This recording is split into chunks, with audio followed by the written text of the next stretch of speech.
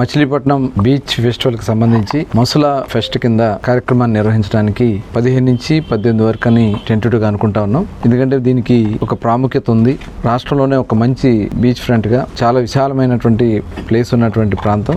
ఇక్కడ గతంలో కూడా 2018లో ఈవెంట్ కండక్ట్ చేయడం జరిగింది బీచ్ ఫెస్టివల్ ని. అప్పుడు కూడా లక్షలాది మంది ఈ కార్యక్రమానికి వచ్చారు. మరి ఇప్పుడు కూడా కేంద్రం నుంచి మనకి నేషనల్ ఈవెంట్స్ 2 కయాకింగ్, అదేవిధంగా ఈ వాటర్ స్పోర్ట్స్, బీచ్ కబడ్డీ, ఈ 2 ఈవెంట్స్ కూడా అసోసియేషన్ నుంచి, గవర్నమెంట్ ఆఫ్ ఇండియా నుంచి వాళ్ళు ఇక్కడ కండక్ట్ చేస్తా ఉన్నారు. దాంతోపాటు మన రాష్ట్ర కల్చర్ కానీ, మన ఫుడ్ కానీ, అక్కడ అధునాతనమైనటువంటి మార్పుల గురించి కానీ అంతా కూడా ఇక్కడ కండక్ట్ చేస్తూ అమ్యూజ్మెంట్ కూడా, మరి అన్ని రకాలైనటువంటి అమ్యూజ్మెంట్ కూడా ఏర్పాటు చేయించడం, అలాగే వాటర్ స్పోర్ట్స్ సంబంధించి కొన్ని అడ్వెంచర్ స్పోర్ట్స్ కూడా ఇక్కడ నిర్వహించడానికి ప్లానింగ్ చేస్తున్నాం. దానిలో భాగంగా ఈరోజు మరి ఇక్కడ అకామిడేషన్ కూడా మరి వచ్చే గెస్ట్స్కి, అదేవిధంగా వచ్చే ప్లేయర్స్కి కూడా మనం ఇక్కడ అకామిడేషన్ ఏర్పాటు చేయాలి. కాబట్టి హోటల్స్ యాజమాన్యాన్ని, అలాగే ఇక్కడ ఉన్నటువంటి కొన్ని గెస్ట్ హౌసెస్ ఉన్నాయి, వాళ్ళందరినీ కూడా పిలిచి వాళ్ళందరితో కూడా మాట్లాడటం కూడా జరిగింది.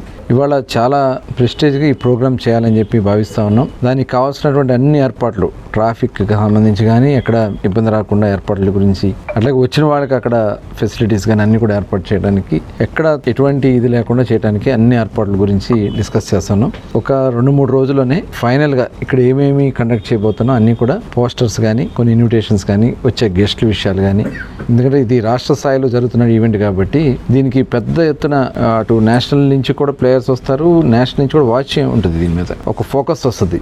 కాబట్టి దీనికి వచ్చే మొత్తం ఇన్ఫర్మేషన్ అంతా కూడా ఒక 2-3 రోజుల్లోనే అనౌన్స్ చేసుకుని, ఈ లోపు అంత వర్క్ కూడా స్టార్ట్ చేశారు. అక్కడంతా కూడా అద్భుతంగా ఆ ప్రాంతాన్ని మరి చేయడానికి అన్ని ప్రయత్నాలు చేస్తున్నాం. కాబట్టి అందరూ కూడా దీంట్లో భాగస్వాములు కావాలని చెప్పి కోరుతా ఉన్నాం.